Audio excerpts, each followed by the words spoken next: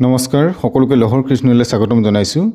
আজি তৃতীয় শ্ৰেণীৰ চতুৰ্দশ পাঠহ সুভাষিতানি অসমীয়া নবেল লিখি দেখুওৱা হৈছে আৰু সুভাষিতসমূহ কেনেধৰণে গাই শুনোৱা হৈছে।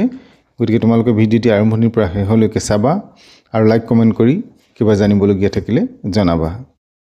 চতুৰ্দশ পাঠহ সুভাষিতানি 2 1 নম্বৰ শ্লোক। কাকঃ কৃষ্ণঃ পিকঃ কৃষ্ণঃ কো ভেদঃ পিক কাকয়োঃ বসন্ত সময়ে প্রাপ্তে কাকঃ কাকঃ পিকঃ পিকঃ। অৰ্থাৎ কাউৰীও ক'লা কুলিও ক'লা, কাউৰী আৰু কুলিৰ মাজত কিনো পাৰ্থক্য? বসন্ত কালতহে গম পোৱা যায় কাউৰী কাউৰী আৰু কুলি কুলি।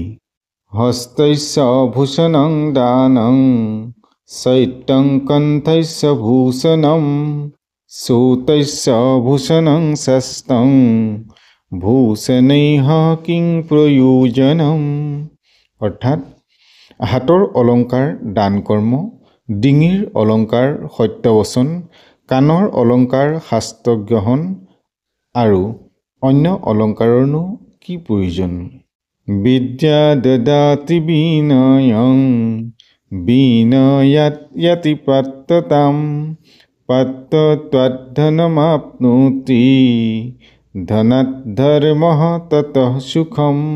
অৰ্থাৎ বিদ্যাই বিনয় ভাৱ প্ৰদান কৰে, বিনয়ৰ পৰা যোগ্যতা আহে, যোগ্যতাৰ পৰা ধন লাভ হয় আৰু ধনৰ পৰা ধৰ্ম আৰু তাৰ পৰাই সুখ হয়। হংসঃ ক্ষেত্ৰঃ বকঃ ক্ষেত্ৰঃ কো ভেদো বকহংসয়োঃ নিৰক্ষীৰ বিবেকেতু হংসো হংসো বকো বকঃ। অৰ্থাৎ এই 4 নম্বৰ শ্লোকটোৰ অৰ্থ হৈছে হাঁহ বগা বগলীও বগা। হাঁহ আৰু বগলীৰ কিনো পাৰ্থক্য? পানী আৰু গাখীৰৰ জ্ঞানত হাঁহ আৰু বগলীৰ পাৰ্থক্য গম পোৱা যায়। অৰ্থাৎ ইয়াত ৰাজহাঁহৰ কথা কোৱা হৈছে। ৰাজহাঁহক যদি পানীৰ লগত গাখীৰ মিহলাই দিয়া হয় তেতিয়াহ'লে ৰাজহাঁহে পানীৰ মাজৰ পৰা কেৱল গাখীৰখিনিহে গ্ৰহণ কৰে। সেইকাৰণে ইয়াত হাঁহ আৰু বগলীৰ পাৰ্থক্যটো তেনেধৰণে দেখুওৱা হৈছে।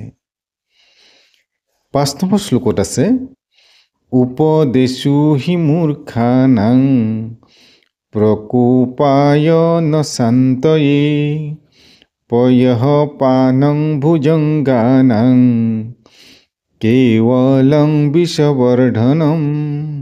ইয়াৰ অৰ্থ হৈছে মূৰ্খ লোকক উপদেশ দি শান্ত কৰিব পৰা নাযায়। যেনেদৰে গাখীৰ খোৱালেও সাপৰ কেৱল বিষহে বৃদ্ধি হয়। গতিকে ইয়াৰ পিছতে আমাক কেইটামান তলতে সন্ধি ভঙা আৰু যোৰা লগোৱা দেখুওৱা হৈছে। তোমালোকে সেইকেইটাও চাবা।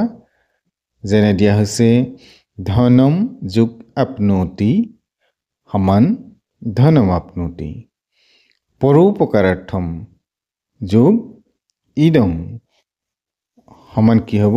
পৰোপকাৰাৰ্থম ইদম। এনেধৰণে ইয়াৰ পৰা সন্ধি ভঙা আৰু যোৰা লগোৱা হয়। তোমালোকে সেইখিনিও চাবা, তাৰ পৰাও প্ৰশ্ন কৰা হয়। নমো নমঃ। আজিলৈ পাঠ ইমানতে সামৰিছোঁ। পৰৱৰ্তী নতুন পাঠ লৈ তোমালোকৰ মাজলৈ আহিম। চেনেলটো চাই থাকিবা আৰু চেনেলটোত যদি নতুন এবাৰ ছাবস্ক্ৰাইব কৰি বেল আইকনটো প্ৰেছ কৰিলে পৰৱৰ্তী নতুন পাঠসমূহ তোমালোকে লগে লগে লাভ কৰিবা।